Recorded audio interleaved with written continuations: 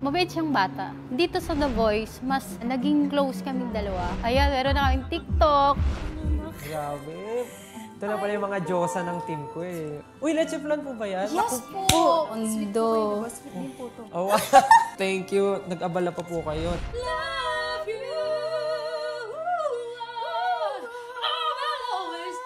Pag face to face, wala na, may himatay ka na sa kapugian niya. Wala na.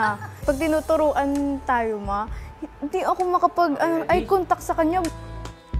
Bawat tingin ko, ayoko, lilingon na ako. Grabe. Kami po yung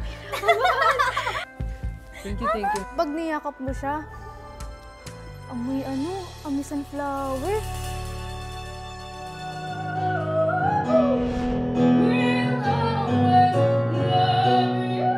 Yung pagkakabitaw mo ng I hope, i-project pa po natin. Tapos yung sa'yo, di ba yung pasok mo, marami kang mga runs na ginawa. Ingat lang like, make sure mo na nahihit mo lahat na pag nag-runs ka. Yung pagiging meticulous po ni Coach Tel is okay naman po sa amin pareho para maging malinis at para makasucces kami pareho para sa The Voice Generations. Abangan nyo kami! Imperial Duo!